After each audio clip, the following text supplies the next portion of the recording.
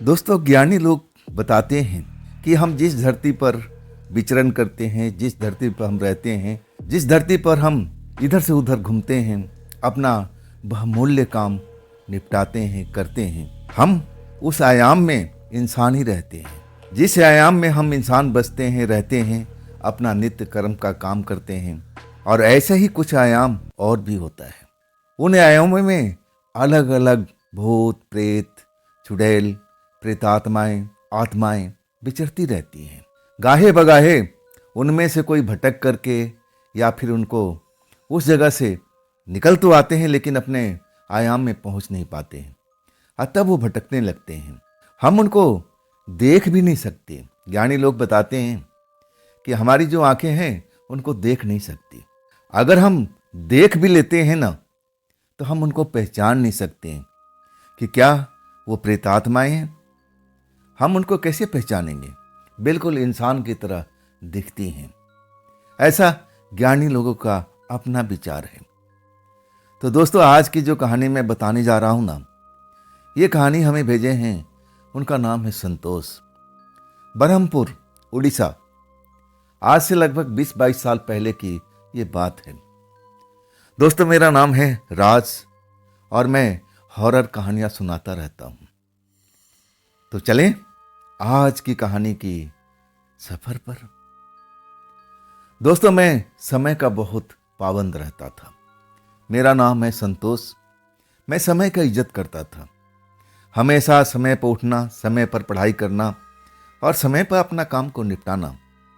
इसलिए मैं अपने कलाई पर हमेशा घड़ी बांधे रहता था, जो मुझे समय का मतलब बताती रहती थी कि अब ये काम करना है, अब इस काम का समय हो चुका है। इस तरह मैं अब जॉब में आ चुका था। जॉब लग चुकी थी।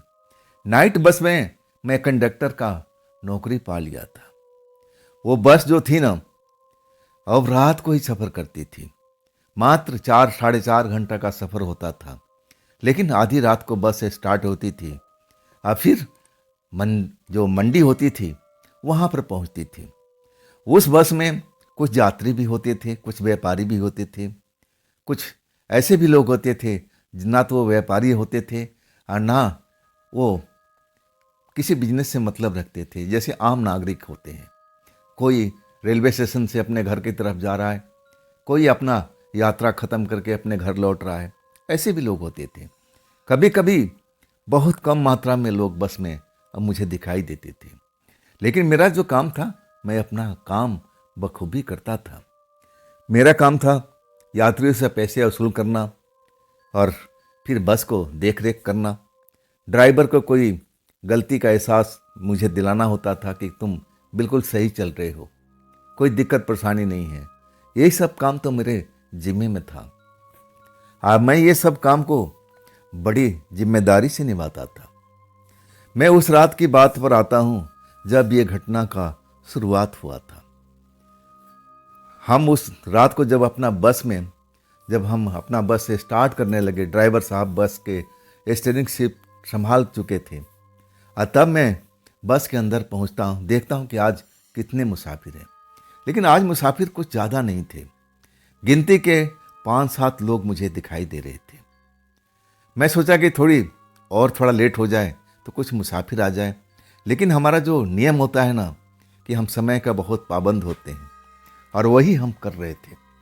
टाइम पर बस खुलती है, हम और कुछ सवारी का इंतज़ार नहीं कर सकते थे। हमें टाइम पर निकलना था और टाइम पर अपने गंतव्य स्थान पर पहुंचना भी होता था। बस हमारी चल पड़ी थी। जो पिछली सीट थी ना, मैं उस तरफ अभी गया नहीं था। जो आगे लोग बैठे हुए थे, मैं उनसे टिकट का पैसा वसूल करके टिकट दे देता हूँ। मैं पिछली साइड में देखने की कोशिश करता हूँ कि कोई सवारी बैठी है या नहीं बैठी है, लेकिन मुझे कोई दिखता नहीं है। खैर, बस चल पड़ती है। मैं भी अपने सीट पर बैठ जाता हूँ और आगे का सफ़र का आनंद लेने लगता हूँ। अब मुझे तो ऐसे ही सारा रात अब रहना पड़ता था। मैं ड्राइवर साहब के बिल्कुल करीब में था और उनसे गाहे बगाहे मैं बात करता रहता था। ऐसे ही हमारा सफ़र करता रहता था। तभी एक यात्री ने मुझे कंप्लेंट दिया कंडक्टर साहब ज़रा इधर आना, मेरा तो काम ही यही है। मैं जाता हूँ, हाँ जी बोलो साहब, कोई बात है क्या, कुछ कमी है, कोई परेशानी है? तब कहने लगा कि कंडक्टर साहब, पीछे की सीट पर सड़ी हुई मछली की बदबू आ रही है। क्या आपकी बस में कोई मछली उछली तो नहीं जा रही है? वैसे जाती भी थी, लेकिन लोग बाग उसको अपने थैले में, टोकरी में लेके जाते थे, क्योंकि सुबह सुबह वो मंडी में जाते थे, मछली इकट्ठा करके ले आते थे और मंडी में सुबह पहुंच जाते थे, मछली बेच देते थे, फिर वापस लौट जाते थे। मुझे लगा कि हाँ, मछली तो होगा। मैं उस जो यात्री ने कंप्लेंट दिया था, मैं उस पर गौर करता हूँ, मैं देखने की कोशिश करता हूँ, लेकिन आज मुझे कोई मछली वाला यात्री मिलता नहीं है। ना कोई ऐसी टोकरी, ना ऐसा कोई थैला जिसमें मछली हो। लेकिन उस यात्री का कहना था कि पिछली सीट पर बहुत तेजी से गंध आ रहा है, उधर से जब हवा चलती है ना, तो मेरे नाकों में बड़ा बदबू आ रहा है। मैं ये चीज़ को समझ करके अब मैं पीछे की सीट पर जाने लगता हूँ। पिछली सीट पर जो कॉर्नर का होता है खिड़की की साइड में, वो सीट थोड़ा बिल्कुल दिखाई नहीं देता था ड्राइवर सीट के पास से। जब मैं वहाँ पहुँचता हूँ ना, तब मैं एक औरत को देखता हूँ कि वो खिड़की के साथ चिपकी हुई है। वो दूर से मुझे नज़र नहीं आ रही थी। मतलब मैंने इसका टिकट का पैसा भी नहीं लिया, बिना टिकट के सफ़र कर रही है। अब बदबू का एहसास मुझे भी होता है, मछली का, जैसे मेरे यात्री ने कंप्लेंट दिया था, और वैसे ही बदबू का एहसास मुझे भी होता है। मैं नाक बंद करके उसके पास जाता हूँ। वैसे तो मछली का गंध सूंघने का मैं आदी हो चुका था, थोड़ा बहुत ज़रूर गंध आती थी, लेकिन आज कुछ ज़रूरत से ज़्यादा गंध आ रही थी, जैसे कोई मछली सड़ी हुई हो। ये औरत उसको लेके जा रही हो, शायद मंडी में, जहाँ पर हमारी बस का आखिरी स्टॉप था, वहाँ पर मंडी थी। मुझे लगा कि ज़रूर सड़ी हुई मछली लेके जा रही है, लेकिन यात्री थी। अब मैं उसको कुछ, अब वो भी खास करके लेडीज थी, और वो अपना मुंह ढके हुई थी। सबसे बड़ी बात थी कि मैं उसको देखा भी, लेकिन पहचान नहीं पाया कि जवान है या बुजुर्ग है या कैसी है। चेहरा ढके हुए थी, नींद में थी, सो रही थी।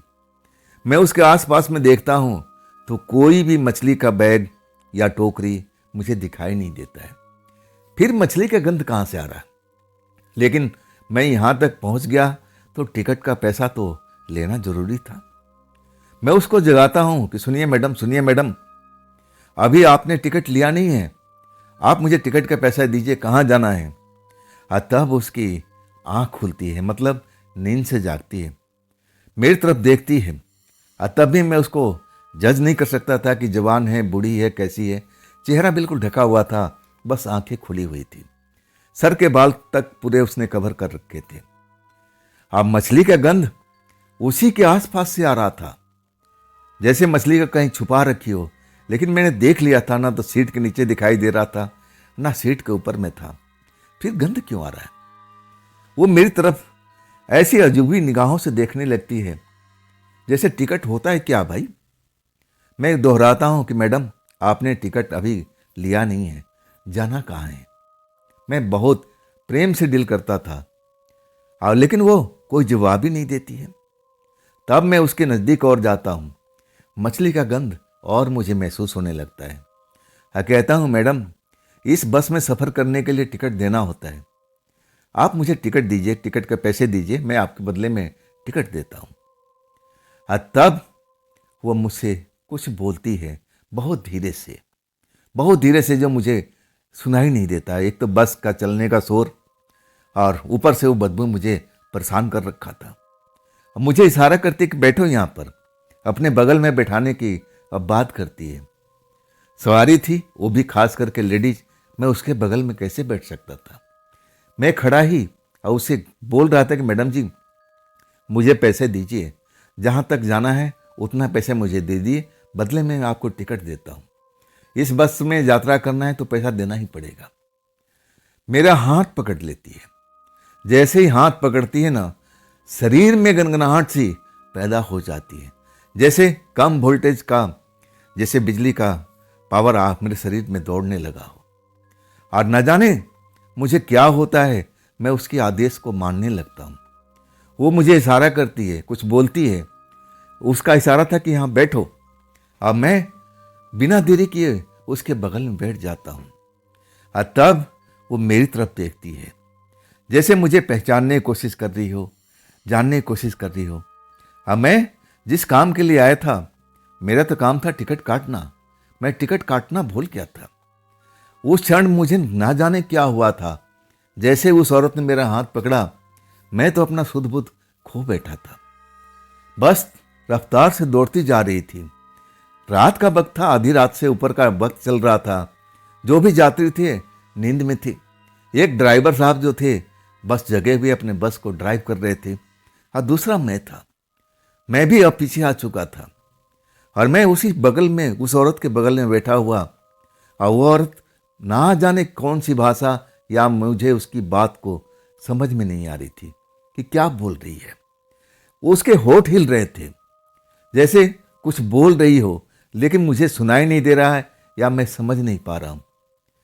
ऐसा ही कुछ देर तक मेरे साथ में होता है, और तब अचानक मेरा जो भ्रम है ना, टूटता है। अरे मैं यहाँ कैसे बैठा, यहाँ कैसे बैठा।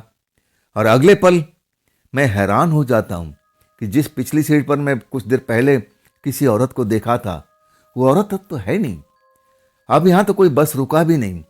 और जैसे मैं कुछ पल के लिए अपने आंखें बंद कर लिया था और नींद के आगोश में चला गया था, ऐसा मुझे महसूस हुआ। कमाल की बात थी। मैं अपने अगल बगल की सीटों पर देखने लगता हूं कि औरत कहीं इस सीट से उठ करके दूसरी सीट पर तो नहीं चली गई हो। लेकिन अब मुझे पिछली साइड में ना तो मछली का गंध में एहसास हो रहा था, ना वो औरत मुझे दिखाई दे रही थी। हालांकि मैं उसकी आंखें तक देखा था, बाकी चेहरा और मोहरा सब कुछ कवर कर रखा था कपड़ों से, वो मुझे दिखाई नहीं दे रही थी। मछली का गंध भी गायब हो चुका था, जो गंध मुझे महसूस हो रहा था पिछली सीट पर, और वो बिल्कुल बंद हो चुका था। मैं बड़ा हैरान हो गया कि अभी अभी यहाँ तो बैठी थी, मैं टिकट काटने के लिए आया था, अब मुझे वो यहाँ पर बैठा दी। मेरे शरीर को ना जाने कैसा करंट का झटका महसूस हुआ, और फिर मैं अपना सुध बुध खो बैठा था।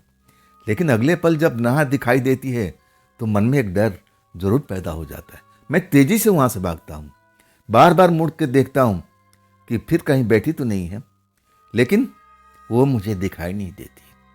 अगले पल मैं डरा हुआ चेहरा लेकर के ड्राइवर साहब के सामने वाले सीट पर बैठ जाता हूँ। ड्राइवर साहब बस चलाते हुए कह रहे थे, कहाँ चले गए थे, कितना देर लगा दी। मेरा नाम लेकर के, संतोष कितना देर पीछे लगा दिए थे, क्या बात है, पीछे सो गए थे क्या। मैं क्या बताऊं, उस टाइम मैं कुछ भी बोलने के मूड में नहीं था। मुझे डर लग रहा था। मैं कैसे बताऊं कि मैं पीछे सीट पर क्या देखा था, क्या महसूस किया था। मैं बोल नहीं पाता हूं। आखिरकार ढाबा पर अब चाय पीने के लिए बस रुक जाती है। रोड के किनारे ढाबा होता है, और वहां तो हम आते जाते जरूर रुकते थे, चाय पीते थे, कुछ देर रेस्ट करते थे, और आधा पौन घंटा और फिर हमारी बस का सफर चल पड़ता था। जब हम ढाबा पर रुकते हैं ना, तब हम चाय पीने के बैठते हैं, तब ड्राइवर साहब कहते हैं, संतोष तेरे चेहरे पर घबराहट दिख रही है, तू डरा हुआ दिख रहा है, बात क्या है मेरे दोस्त। मैं अपने आप को रोक नहीं पाता हूँ। कहता हूँ, ड्राइवर साहब मैंने ऐसे ऐसे पिछली सीट पर देखा, एक औरत को देखा जो अपना चेहरा कवर किए हुए था। मैं उसको टिकट मांगने के लिए गया। अब एक यात्री ने कंप्लेंट दिया था, आपके सामने तो आया था, तब मैं पीछे गया था। मछली की बदबू आ रही थी, सड़ी हुई मछली का, जैसे बहुत सड़ चुकी हो, ऐसा बदबू महसूस हो रहा था। और उसके बाद की कहानी बताता हूं। ड्राइवर साहब हंसने लगे, कहने लगे, संतोष तो जरूर पिछली सीट पर जाकर के सो गया होगा, मुझे यही लगता है। अरे भाई बस है, कोई घर बार थोड़ी है कि यहाँ पर कोई आत्मा अब गलती से भटक कर के आ जाए। इसमें कौन सा आत्मा पर आत्मा ऐसे आ सकता है। नहीं नहीं नहीं, तुम्हारा नींद आ चुकी थी, तुम नींद में कोई सपना देख लिया होगा, यही हो सकता है, डरने कोई बात नहीं है। ड्राइवर साहब मुझे बहुत तरीके से समझाते हैं कि ऐसी कुछ अब बस में ऐसी शक्ति आ नहीं सकती, ना हम प्रेतात्मा को मानते हैं। ड्राइवर साहब मुझे अब एक तरह से वो घटना से बिल्कुल अलग करना चाहते थे ताकि मैं डरूं नहीं। अभी तो रात का सफ़र और भी बाकी था। उनका कहने का मतलब था कि मैं बिल्कुल सुरक्षित हूँ उस बस में, ऐसी कोई बात नहीं होगी, ये तुम्हारा नींद में जाना और एक बुरे सपने का आना, बस यही है। फिर मैं भी समझ जाता हूँ कि ड्राइवर साहब हैं। आज जब उन्होंने बता दिया कि शायद मैं कुछ पल के लिए नींद में चला गया था, मैं मान लेता हूँ। मैं उस घटना को भूलने की कोशिश करता हूँ। फिर हमारा बस का सफ़र स्टार्ट हो जाता है। लेकिन मैं कभी कभी वो पिछली सीट मुझे, जहाँ पर वो कॉर्नर वाली सीट थी, मुझे दिखाई नहीं देती थी। तब मैं उठ उठ के खड़ा हो जाता था, पीछे की तरफ देखता था, लेकिन उस सीट पर वो औरत मुझे दोबारा दिखाई नहीं दी। ड्राइवर साहब जरूर मुझे समझाते थे, अरे बैठ जाओ बैठ जाओ, कोई औरत नहीं है। अगर होती तो मुझे बैक मिरर में जरूर देखती। मुझे दूर का भी सब कुछ नजर आता है, चाहे तुम किसी खिड़की पर जाके बैठ जाओ। हमने इस एंगल से अपने मिरर को सेट किया हुआ है कि जरूर मुझे नजर आएगा। हमने किसी औरत को नहीं देखा, ये तुम्हारे मन का कल्पना है और तुम्हारा दिमाग ऐसे ही भ्रमित हुआ पड़ा है। कोई विशेष बात नहीं है, डरने की जरूरत नहीं है। आखिरकार हमारा सफ़र पूरा होता है। सुबह हम उस जगह पर उतर जाते हैं जहाँ हमारा गंतव्य स्थान होता है। और इसके बाद अब वही रोज़मर्रा के काम, नहाना धोना, अपने पुराने कपड़े अब साफ सुफ कर धूप में थोड़ा डाल देना, और फिर अगली सफ़र की तैयारी, वापसी आना होता था। वापसी आकर के फिर हमें रेस्ट मिलती थी, फिर हम आराम करते थे, और फिर रात का वही सफ़र का खेल चलता रहता था। ऐसी हमारी ज़िंदगी चल रही थी। खैर मैं उस ज़िंदगी से परेशान नहीं था, मुझे तो बड़ा आनंद आता था। मैं बस का सफ़र बहुत खुले मन से करता था और मैं समझता था कि मेरी तो शाही नौकरी है, मुझे ये काम बहुत पसंद है। लेकिन ऐसे ही 3 रातें बीत जाती हैं। अब मैं 3 रात तक उस कॉर्नर सीट पर जरूर जाता था। कभी कभी जो बस में सवारी बहुत ज़्यादा हो जाते थे तो पिछली सीट भी भर जाती थी। तब मैं टिकट काटने के लिए जाता था और उस औरत का ध्यान आ जाता था। एक पल के लिए मैं जरूर डर जाता था, लेकिन वहाँ कोई औरत नहीं, कोई जेंट्स या कोई और सवारी बैठी होती थी। मुझे लगता था कि ड्राइवर साहब बिल्कुल सही कह रहे हैं, ऐसी मुझे डरने की आवश्यकता नहीं है। ये मेरे मन का कल्पना हो सकता है, मेरे मन का भ्रम हो सकता है, ऐसा नहीं है। फिर मैं उस चीज़ को भूल जाता हूँ। 3 दिन के बाद वही टाइम होता है। मैं बिल्कुल टाइम का पाबंद होता हूँ। मेरे हाथ में हमेशा घड़ी देखता रहता हूँ कि मुझे अब इस जगह पर होना चाहिए, हमारा बस लेट तो नहीं है ना। मैं ड्राइवर साहब को बताता रहता था कि हम लेट हो चुके हैं, थोड़ा सा स्पीड आप बढ़ाइए, अगला स्टॉपेज हमें इतना टाइम तक पहुंच जाना चाहिए। और ड्राइवर साहब मुस्कुरा करके देखते थे और कहते थे, हाँ भाई मान गया हूँ, तू बड़ा ही वक्त का पाबंद वाला इंसान है। तीसरी रात जब मैं वहाँ पहुँचता हूँ टिकट लेने के लिए, ऐसा नहीं था कि बस खाली था, बस पूरा भरा हुआ था पिछली सीट तक। जब मैं कॉर्नर सीट पर जाता हूँ और यात्रियों से टिकट काटते काटते, जब जिस जगह पर मैंने उस औरत को देखा था वही औरत मुझे दिखाई देती है, उसी जगह पर बैठी हुई, उसी सीट पर, कॉर्नर वाले सीट पर। इस टाइम में कोई मछली का गंध मुझे महसूस नहीं हो रहा था। जैसे ही मेरी आंखें उसकी आंखों से मिलती है, ना जाने मेरे शरीर में गनगनाहट सी होने लगती है। मैं तो बस कांप के रह जाता हूं। और अगले पल मैं जब अपने आप को सही करता हूं और देखता हूं तो औरत वही है मैं जो देखा था, जो मैंने महसूस किया था, लेकिन अब मेरी तरफ देख नहीं रही थी।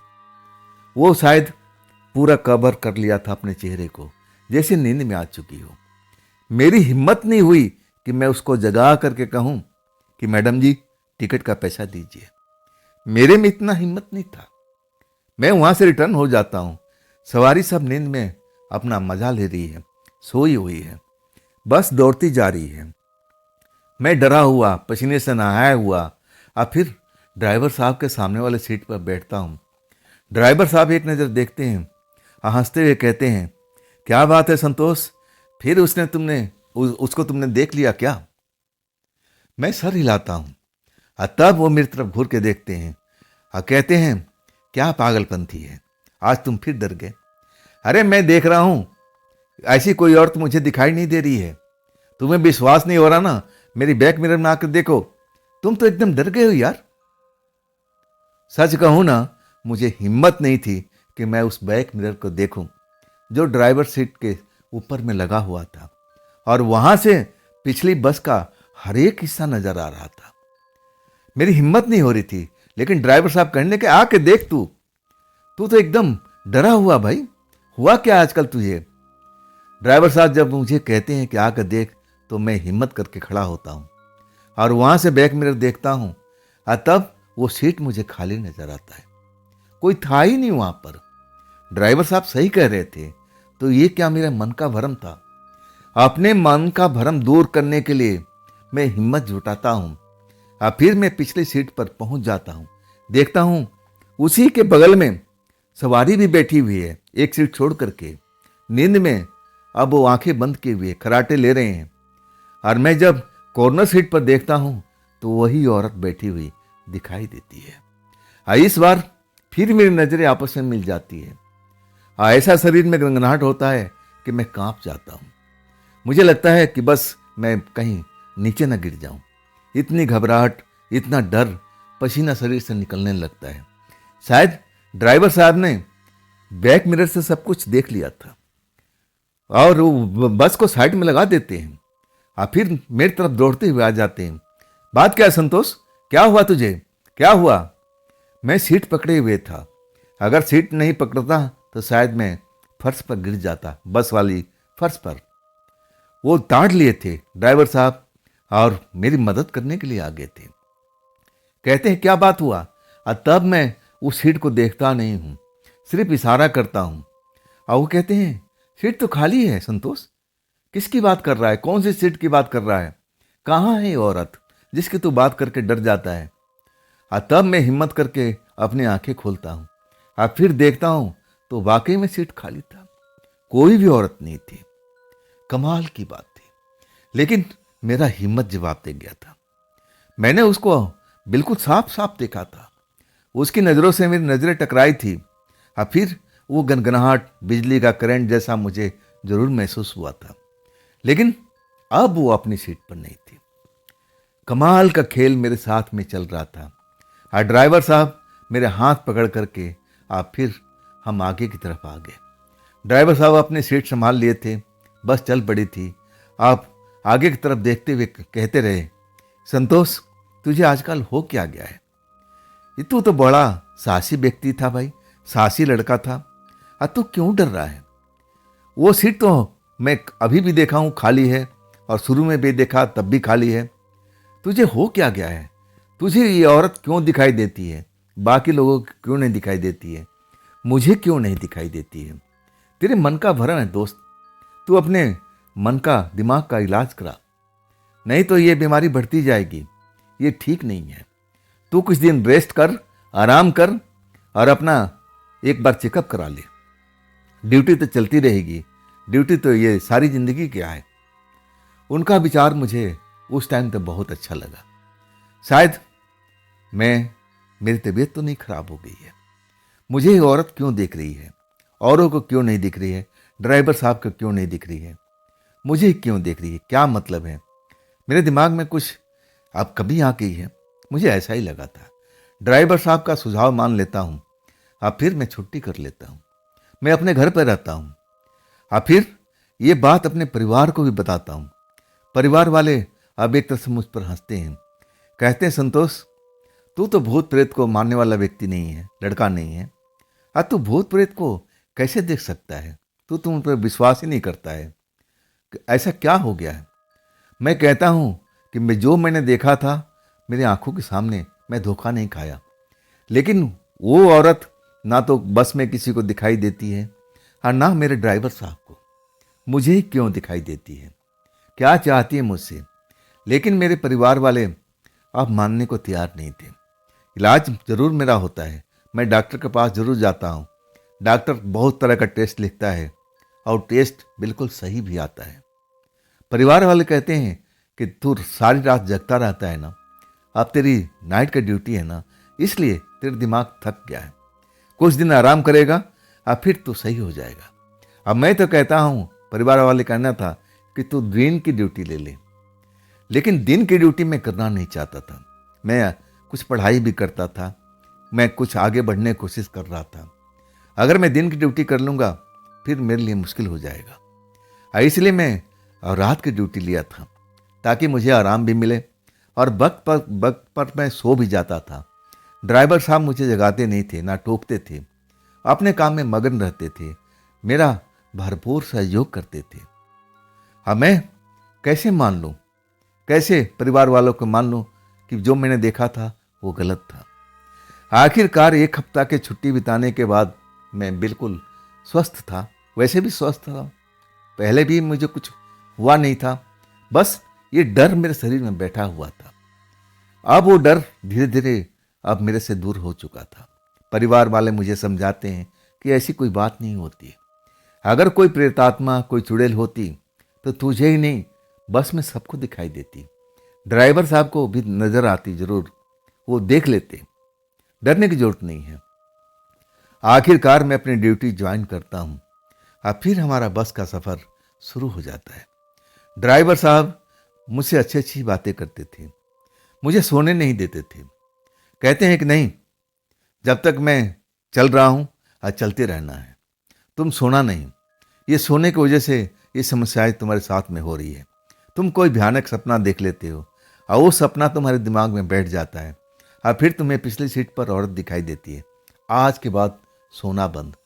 और तब मैं हाथ जोड़ लेता था कि साहब, ड्राइवर साहब, मैं दिन में थोड़ा बहुत पढ़ाई करता हूँ, आगे कुछ तैयारी कर रहा हूँ, इसी में ज़िंदगी हमारी थोड़ी चलने वाली है। ये कंडक्टर की नौकरी है, मैं इसे आगे बढ़ना चाहता हूँ। और तब वो मेरी बात को मान लेते थे कि ठीक है, ऐसा करो, इस सीट पर नहीं, तुम पिछली सीट पर चले जाओ, जाके आराम से कुछ देर सो जाना, हाथ पैर पसार करके आराम मिलेगा। लेकिन पिछली सीट पर मैं भूल करके भी नहीं जाता था। ना जाने क्यों मुझे डर लगता था। ऐसा लगता था जब मैं किसी सवारी का टिकट काटने के लिए जाता था और वही औरत मुझे ध्यान में आ जाती थी जो बिल्कुल खिड़की के साथ चिपकी हुई बैठी होती थी। मैं डर जाता था, लेकिन छुट्टी के आने के बाद में वो औरत मुझे दिखाई नहीं देती है। 5-7 दिन ऐसे ही निकल जाता है।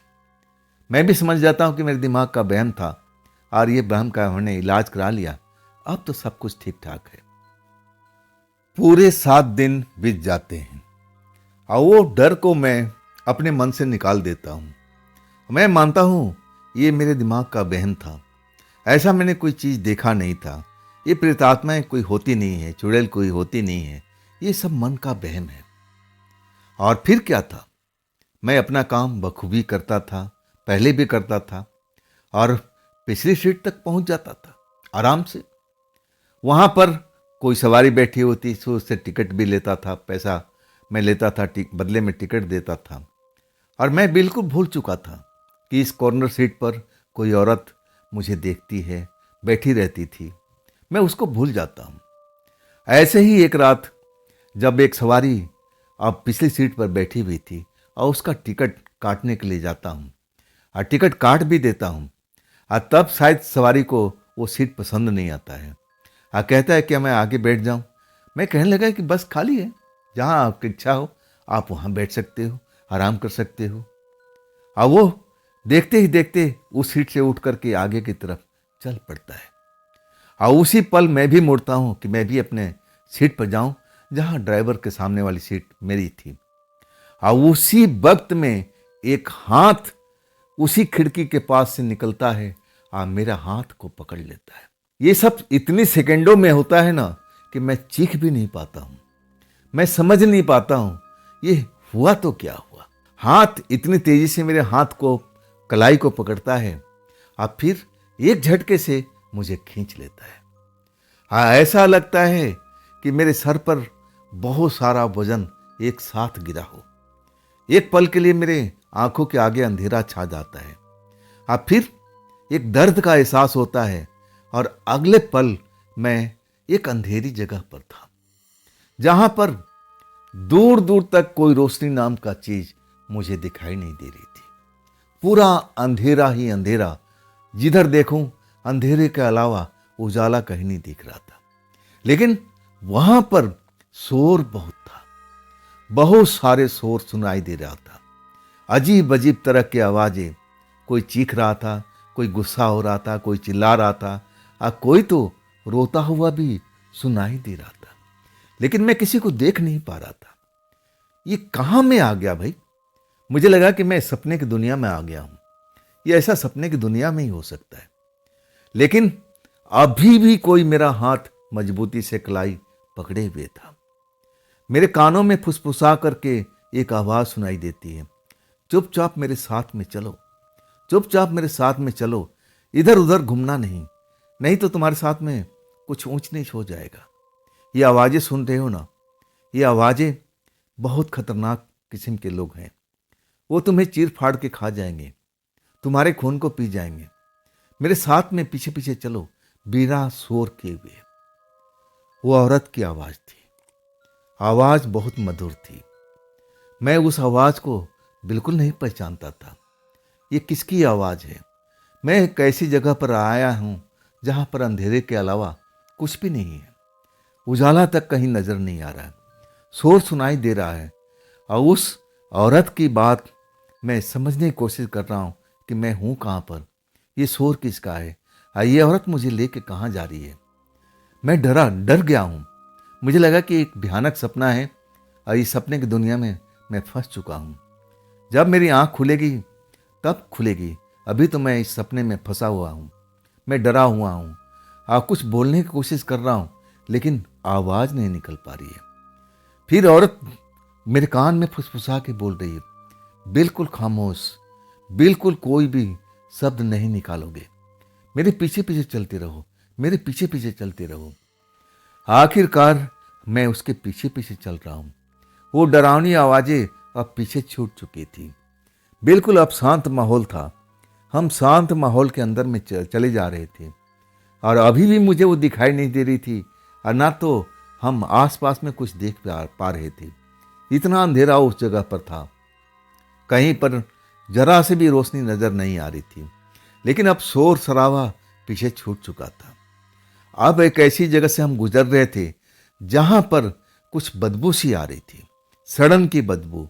जैसे मैं बस में महसूस किया था वैसी ही बदबू आ रही थी, जैसे सड़ी हुई मछली का बदबू मुझे अब अपनी नाकों में लग रहा था। पहले तो धीरे धीरे, इसके बाद वो सड़न की बदबू बढ़ती जा रही थी। ऐसा लगने लगा कि मेरा सर फट जाएगा उस बदबू के कारण।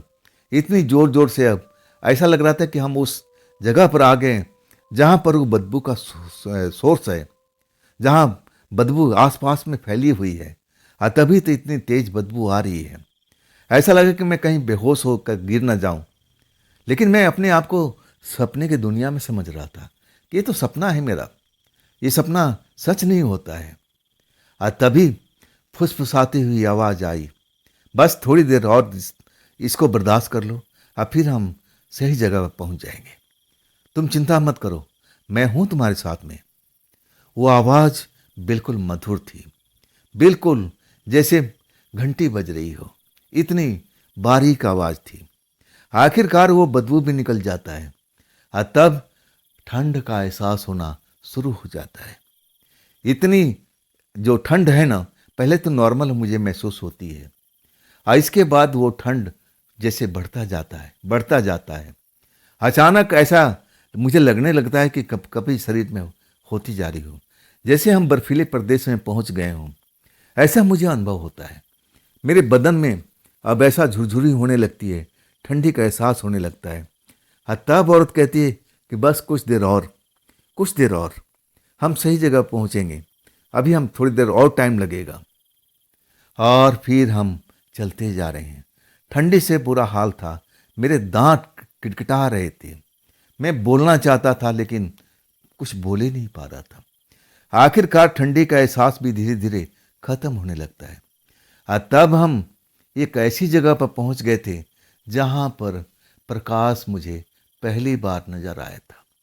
दूर में एक छोटी बिंदु की तरह, जैसे पेन का जो डॉट पेन का अब हिस्सा होता है ना, वो इतनी ही मुझे दिखाई दे रही थी। और वो तेज रोशनी थी, चमक बहुत तेज थी। हम उसी चमक की तरफ बढ़ते जा रहे थे। और वो औरत बिल्कुल उसी मधुर आवाज में कह रही थी, बस कुछ देर और हम सही ठिकाने पहुंच जाएंगे। आखिरकार जितना हम उस चमक के पास पहुंचते जा रहे थे, वो चमक और बड़ा होता जा रहा था। देखते ही देखते बहुत बड़ा हो चुका था। और तब मुझे लगा कि यहाँ तो बहुत मात्रा में आग जल रही है, आग लगी हुई है, बड़ा ऊंची ऊंची लपटें उठ रही है। वहां पर मुझे गर्मी का एहसास भी होता है। और तब मैं पहली बार उस औरत को देखता हूं जो मुझे यहां तक लेके आई थी। मेरे हाथ अभी भी मेरी कलाई को पकड़ रखी थी। हाँ, मैं उसके पीछे पीछे चला आ रहा था। कौन है ये, मैं कुछ भी नहीं जानता उसके बारे में। जब मैं उसको देखता हूं तो वही उसका रंग ढंग मुझे दिखाई देता है जो मैंने बस में देखा था। पूरा चेहरा कवर किए हुए थी, सिर्फ आंखें उसकी खुली नजर आ रही थी। जवान है या क्या है, आवाज से तो जवान लग रही थी, लेकिन शक्ल मैंने अभी तक देखा नहीं था। हम उस आग को पार कर लेते हैं। अब फिर आगे में एक बड़ा सा घर मुझे दिखाई देता है। उस घर में बड़ा सा दरवाजा लगा हुआ है। दरवाजे के पास जैसे ही हम दोनों पहुंचते हैं, दरवाजा खुल जाता है। और तब हम उस घर में प्रवेश कर जाते हैं। जैसे प्रवेश करते हैं, घर का दरवाजा बंद हो जाता है और कुछ पल के लिए पूरा अंधेरा हो जाता है, बिल्कुल जैसे हमने आगे की यात्रा में देखा था। पूरा अंधेरा हो जाता है। मैं देखने की कोशिश करता हूं, मैं पूछता हूं कि मैं कहां पर हूं, आप कौन हो। वहां पर मेरी आवाज निकलने लगती है और तभी अंधेरा छटने लगता है। और जैसे ही उजाला होता है, और जो मैं देखता हूं, अपनी आंखों पर विश्वास नहीं होता है। मैं देखता हूं एक नौजवान लड़की मेरे सामने में खड़ी हुई है और रेशमी वस्त्र पहने हुए है। देखने में कोई राजकुमारी की तरह लग रही है, चेहरा चमक रहा है। हाँ, मेरी आंखों में आंखें डाल करके जैसे घूरने की कोशिश कर रही हो, जैसे मुझे जिंदा ही खा जाना चाहती हो। उसका इरादा मैं देखता हूं, लेकिन इतनी खूबसूरत, एकदम राजकुमारी की तरह लग रही थी। मैं तो देख करके मेरी बोलती बंद हो गई थी। ये है कौन भाई, मैं कहां पर आ गया हूं। और तभी मुझे एहसास होता है ये सपने की दुनिया है। ये सपने की दुनिया में विचरण कर रहा हूं। ना जाने अभी मैं कहाँ हूं। आज मेरी आंख खुलेगी, फिर मैं अपने बस में रहूंगा। शायद मैं सो गया हूं, मुझे तो यही लग रहा था। लेकिन ये सब घटनाएं मेरे साथ में घट रही थी। अब मैं आखिरी पड़ाव तक आ चुका था, उस घर में आ चुका था जहां पर वो लड़की अपने रंग रूप, कपड़ा सब कुछ बदल के मेरे सामने में खड़ी थी। अब बिल्कुल मेरे करीब में। अब वो बदबू, मछली वाला बदबू उसके शरीर से नहीं आ रहा था। एक अलग तरह का खुशबू मुझे महसूस हो रहा था। अगले पल वो मेरी जैसे झपट पड़ती है मेरी तरफ में, मेरे बाहों को पकड़ती है और कहती है, चलो चलो हम वहां बैठ के बात करते हैं। मैं कुछ पूछना चाहता था, लेकिन मैं पूछ नहीं पाता। ना जाने उसने मुझ पर ऐसा क्या, कौन सी जादू का उपयोग किया था। मेरी बोलती बंद हो जाती है उस समय के लिए। अब मुझे लेकर के एक पलंग पर बिठाती है और कहती है, तुम मुझे बहुत पसंद आ चुके हो। मैंने तुम्हें जब बस में देखा पहली बार, तुम मेरे दिल के भा गए थे। मैं तो तुम्हारे चक्कर में लगी हुई थी, लेकिन तुम ना जाने कहाँ गायब हो गए थे। मेरा बहुत समय खराब तुमने किया और इसकी सजा मैं तुम्हें अब देने वाली हूं। मुझे समझ में आ गया था, ये वही औरत थी, वही लड़की थी जो कॉर्नर सीट पर बैठती थी। हाँ, शायद मैं डर करके जब छुट्टी ले लिया था, शायद उस टाइम की बात कर रही थी कि मैं इतना दिन कहाँ था, वो मुझे देख नहीं पाई थी। इसीलिए गुस्से में शायद मेरा ये मुझे अपहरण कर लिया था। मुझे एक ऐसी जगह पर ले आई थी जो मैं जानता तक नहीं था कि ये कौन सी जगह है, क्या है ये। हाँ, वो मुझसे शिकायत कर रही थी, कहाँ थे तुम, इतने दिनों से मैं तुम्हें देख नहीं पाई थी। मेरी बोलती बंद थी। मैं कुछ बोलना चाहता था, होठ निकलते थे लेकिन शब्द बाहर नहीं निकलते थे। तब उसको अंदेशा होता है कि मैं बोल नहीं पा रहा हूँ। मेरे सर पर हाथ फेरती है और तब मेरी आवाज़ निकल पड़ती है। मैं उसको देख करके एकदम डरा हुआ था। मैं पूछता हूँ कि आप कौन हैं जी? मैं यहाँ पर कैसे आ गया हूँ? मैं तो बस में एक अदना सा कंडक्टर हूँ। आप मुझे कहाँ पर लेके आई हैं? आप कौन हैं? मुझसे क्या चाहती हो? तब वह मुस्कुराते कहती है, मैं तुम्हें चाहती हूँ। मैं तुमसे प्यार करने लगी हूँ। मैं तुम्हें अब अपने पास पाना चाहती हूँ। इसलिए तुम्हें बस से मैं उठा करके यहाँ तक लाई हूँ। अब बताओ, तुम कहाँ पर थे? कितने दिन तुम क्या कर रहे थे? तुम बस में क्यों नहीं थे? बहुत सारा सवाल वो पूछने लगी थी। तब मुझे एहसास हुआ, ये तो खूबसूरत लड़की है भाई। ये मुझसे प्यार करती है, लेकिन मैं इसे प्यार नहीं करता। मैं उसको देख करके प्रेम में नहीं पड़ा था। मैं तो बिल्कुल डरा हुआ था कि ना जाने कौन है भाई। ये मैं इसको ना जानता हूँ, ना ये मुझे जानती है। ये कहती है कि मैं तुम्हें चाहती हूँ। ये कैसा हो सकता है? कैसा संभव है? मैं खौफ में था। मैं उसके सामने खड़ा था और उस जगह पर मैं और वो लड़की, तीसरा कोई भी नहीं था। वो मेरे शरीर से खेलने की कोशिश कर रही थी, मेरे बालों से खेल रही थी, मेरे बदन को छू रही थी और मैं उससे दूर भागने की कोशिश करता था। मुझे लगा कि नहीं नहीं, ये ना जाने मेरे साथ में क्या करने वाली है, ना जाने मेरे साथ में क्या करने वाली है। लेकिन उसका कहना था कि जब तक मेरी इच्छा पूरी नहीं होगी, तुम यहाँ से बिल्कुल निकल नहीं पाओगे। तुम हो सकता है कि सदा सदा के लिए इसी जगह पर रह जाओ।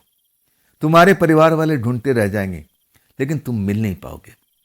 अगर तुम्हें इस दुनिया से बाहर निकलना है तो मेरी बात को माननी पड़ेगी। तब मैं तुम्हें उसी जगह पर पहुंचा सकती हूँ जहां से मैं तुम्हें लेके आई हूं। अगर तुम मेरी शर्त को नहीं मानते हो तो समझ लो, तुम इसी दुनिया में, इसी जगह पर हमेशा के लिए कैद होकर रह जाओगे।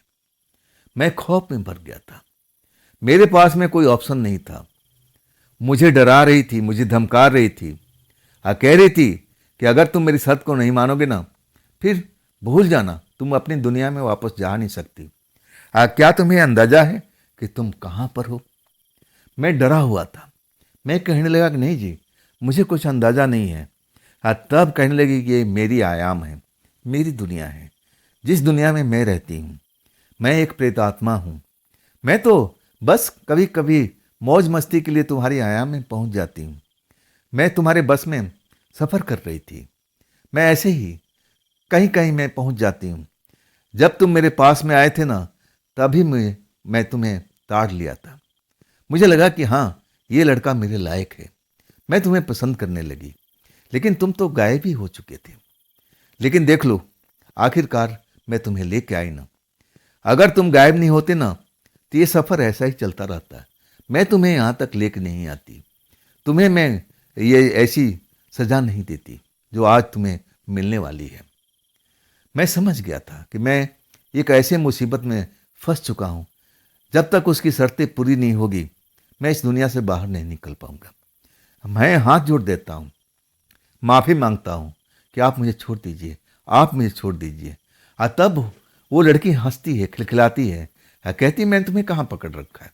तुम बाहर निकलो, जाओ देखो तुम्हारी दुनिया है कहाँ पर। मैं वाकई में खिड़की तरफ भागता हूँ, लेकिन बाहर अंधेरे के अलावा कुछ भी नज़र नहीं आता है। ना तो आसमान में मुझे कोई तारे नज़र आते हैं, ना चांद नज़र आता है। ये दुनिया ही बड़ा अजीब किस्म की थी, जिस दुनिया में फंसा हुआ था। कैसे मैं आ गया था? अब तो सब मेरे आगे में था। आखिरकार मैं अपने आप को उस लड़की के हवाले कर देता हूँ।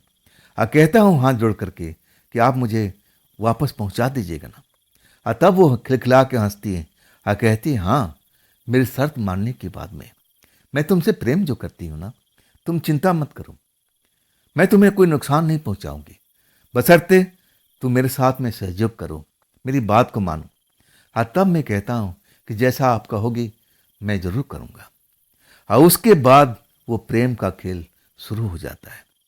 आखिरकार मुझे झपकी आती है, आंख बंद हो जाता है, पलकें भारी भारी होने लगती है।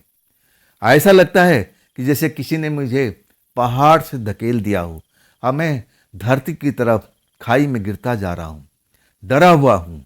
अचानक जैसे मेरे सांस रुकने वाली हो और फिर अपने आप को उसी बस के पिछली सीट पर बैठे हुए पाता हूँ, पसीने से नहाया हुआ, पूरा शर्ट मेरे पसीने से डूबा हुआ। अब मैं कांप रहा हूँ। ड्राइवर साहब मुझे जगा रहे थे, उठो उठो उठो उठो उठो उठो, मेरा नाम लेके संतोष उठो। बात क्या है, बात क्या है? तुम्हारे शरीर से पसीना क्यों बह रहा है? आज तुम चीख के रहे थे, कैसे चिल्ला रहे थे, किससे बचने की कोशिश कर रहे थे? बात क्या है? मैं देखता हूं कि सब सवारी मेरी तरफ देख रही थी, खड़ी होकर के अपने सीटों पर। ड्राइवर साहब बस रोक चुके थे। अब मुझे जगा रहे थे। अब मैं अभी भी डरा हुआ था, खौफ में था। मेरे मुंह से आवाज नहीं निकल पा रही थी। मैं कैसे बताऊं कि मेरे साथ में अभी अभी क्या हुआ है? हाँ, मैं बताने की कोशिश करता हूं लेकिन आवाज नहीं निकल पाती। शायद ड्राइवर साहब समझ चुके थे मेरी बात को, मन को, बात को बिल्कुल जान चुके थे। मैं डरा हुआ हूं। मेरे बाजू पकड़ करके फिर बस का केबिन में ले जाते हैं, मुझे पानी पिलाते हैं। हाँ, कहते हैं तुम शांत हो जाओ, शांत हो जाओ मेरे दोस्त। आप धीरे से अब बोलना शुरू करो कि आखिर तुम्हारे साथ में हुआ क्या था। मैं अपने आप को रोक नहीं पाता। मैं शुरू से लेकर के अंत तक पूरी घटना का ब्यौरा दे देता हूं। ड्राइवर साहब मुस्कुराने लगते हैं। हाँ, कहते हैं मैं कैसे मान सकता हूं कि तुम उसकी दुनिया में चले गए थे। मैं कहता हूं कि आप मानो या ना मानो, मैं उस दुनिया में पहुंच चुका था जो प्रेतों का दुनिया है, प्रेतनी का दुनिया है। वो कह रही थी कि हम प्रेत आत्माएं हैं, ये हमारी आयम है। और उसने मुझे कुछ जेब में डाला हुआ था। उसने कहा था कि इस चीज को संभाल के रखना, मैं तो बताना ही भूल गया था। ये तुम्हारे भविष्य में काम में आएगा, तुम उन्नति करोगे, तरक्की करोगे। मैं तुम्हें खाली हाथ अपने भेजना नहीं चाहती हूँ। ये यादगार के पल मैं हमेशा हमेशा के लिए तुम्हें याद कराना चाहती हूँ। और कोई चीज मेरे जेब में डाल दिया था, वो चीज को मुझे ध्यान आता है। अब मैं अपने जेब में हाथ डालता हूँ, अब मैं उस चीज को बाहर निकालता हूँ। अब तब देखता हूँ कि एक सोने का चमकता हुआ गुलाब का फूल मुझे दिखाई देता है, बिल्कुल सोने, खाली सोने का बना हुआ। मैं उस सोने की चीज ड्राइवर साहब के हाथों में पकड़ा देता हूँ कि ये रहा सबूत। अब बताओ, मैं जो बोला हूं उसमें क्या आपको कोई गलती नजर आ रही है, कोई झूठ नजर आ रहा है? ड्राइवर साहब के बोलती बंद हो चुकी थी। वो चीज को तौल रहे थे। कह रहे थे ये तो बहुत ही कीमती है, ये तो बड़ा मूल्यवान चीज है भाई, ये वाकई में उस औरत ने, उस लड़की ने तुम्हें दिया है। तब मैं कहने लगा, हाँ, ये उसने मुझे गिफ्ट दिया है, ये अपनी यादगार के लिए, कि जब भी तुम इसको देखोगे ना तो मुझे जरूर याद करोगे। ये हमारी प्यार की एक निशानी है, ये तुम हमेशा संभाल के रखना, इसको खोना नहीं, ना इसको कहीं बेचना। देखना तुम एक दिन बहुत अच्छे इंसान बनोगे और अच्छी तरक्की करोगे। ड्राइवर साहब की बोलती बंद हो चुकी थी। इसके बाद उनके पास में कोई जवाब नहीं था। बस यात्री तो समझ नहीं पाए थे कि हमारे साथ में क्या हुआ है। उनको लगा था कि मैं पिछली सीट पर गया था, आराम से बैठा हुआ था, नींद में आ गया, अब कोई बुरा ख्वाब देखा था, बड़बड़ा रहा था, चीख रहा था। उनको तो यही लगा था। उनके लिए तो सामान्य सी बात थी, लेकिन ड्राइवर साहब के लिए सामान्य सी बात नहीं थी। बस तो चला रहे थे लेकिन बार बार मेरी तरफ मुड़ कर देख रहे थे। वो चीज मुझे लौटा दिए थे, लेकिन अब उनके चेहरे पर अब चिंता की लकीरें थी, जैसे वो समझने की कोशिश कर रहे थे कि आखिर मेरे साथ में हुआ क्या है। आखिरकार ढाबे पर बस रुकती है। तब मुझे चाय पिलाते हुए कहते हैं, सच बताना, ये जो तुमने मुझे कहानी सुनाया है, कहाँ तक सच्चाई है? कहीं ये सोने की चीज अपने जेब में तुम लेके तो नहीं आए थे? सच बताना मेरे दोस्त। तब मैं कसम खा के कहता हूं कि ड्राइवर साहब, मैं इतना धनवान नहीं हूं कि इतना बहुमूल्य चीज को अपनी जेब में लेकर के घूमूंगा। उस लड़की ने मुझे गिफ्ट में दिया है, अब तो आप विश्वास कर लो। तब शायद ड्राइवर साहब का यकीन हुआ था। कहने लगे कि मेरे भाई से भाग कहाँ है, मैंने तो उस लड़की को देखा तक नहीं। मैं देख रहा था जब तुम उस सीट पर बैठे हुए थे, मैं तुम्हें देख रहा था, लेकिन वो लड़की मुझे नजर नहीं आई। जब तुम कांपने लगे थे, डर से उछलने लगे थे, तब मैं बस रोकता हूँ और तब तुम्हारे पास में आता हूँ, जगाता हूँ। तुम तो जैसे बेहोशी में थे। मैं उसी टाइम कुछ गड़बड़ लगा था, लेकिन मुझे लगा कहीं भयानक सपना में तुम आ तो नहीं गए हो। मुझे इस चीज़ का डर था, लेकिन ये तो बात बहुत आगे तक है। मैं तो कहता हूँ, मेरा नाम लेकर बोलते हैं संतोष, तुम्हें एक अच्छी तांत्रिक से दिखाना चाहिए अपने आप को। ये मामला मुझे कुछ ठीक नहीं लग रहा है। आगे चलकर ये प्रेतात्मा तुम्हारे साथ में कुछ गलत ना करे। मैं एक दोस्त के नाते, एक साथी के नाते मैं तुमसे अभी ये बात बोल रहा हूँ। आगे तुम्हारी मर्जी है, जो तुम्हारी इच्छा हो करना, लेकिन मैं तुम्हें उचित सलाह दे रहा हूँ। हाँ, तब मैं कहने लगा ठीक है, मैं आपकी बात को जरूर मानूंगा। डर तो मुझे अभी भी लग रहा था, लेकिन वो इतना जितना भयानक डर डर मैंने उस जगह पर पाया था वैसा नहीं था। मुझे लगा कि वो प्रेतात्मा मुझे कुछ बुरा नहीं करना चाहती। अगर बुरा करती तो मैं शायद जिंदा अभी तक नहीं रहता। हाँ, इसके बाद हमारा बस का सफ़र शुरू हो जाता है। आप फिर वही रोज का आना जाना, रोज का आना जाना, लेकिन वो प्रेतात्मा दोबारा मुझे नजर नहीं आती है। खास करके मैं अब डरता नहीं हूँ, पिछली सीट पर जाता हूँ टिकट काटते हुए। हाँ, मैं उस सीट को ध्यान से देखता हूँ। मैं आंखें मलका मलका करके कि शायद मुझे नज़र आ जाए, शायद मुझे नज़र आ जाए, लेकिन वो मुझे नज़र नहीं आती। अब इस बात को 1 साल बीत चुका था। मैं जो पढ़ाई कर रहा था ना, अब उस लायक बन चुका था कि मैं बस कंडक्टरी का काम को अब त्याग दूं। अब दूसरा काम करने के लिए मैं तैयार हो चुका था, और वो दूसरा काम मुझे बहुत ही आसानी से मिल जाता है।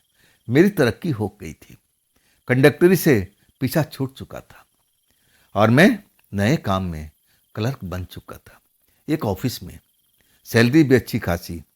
और इसके बाद सब कुछ बदलता चला गया मेरे जीवन में।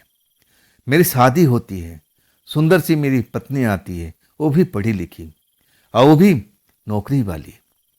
मेरा घर संसार सब कुछ एक तरह से बदलता गया। जो मैंने सोचा नहीं था ना, वो चीज मेरे सामने में आती गई।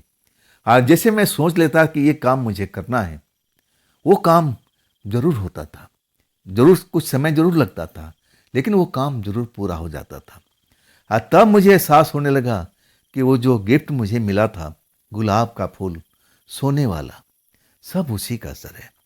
वो प्रेतात्मा शायद ये चाहती थी कि मैं इस मंजिल तक पहुंचूं। वो मुझसे प्रेम करती थी, प्रेम के नाते उसने मुझे गिफ्ट दिया था गुलाब का फूल। सब उसी का किया धरा है।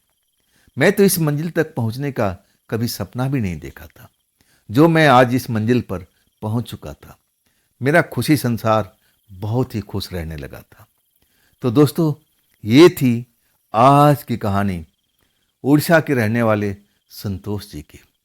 ये कहानी आपको कैसी लगी, कमेंट में ज़रूर बताइएगा।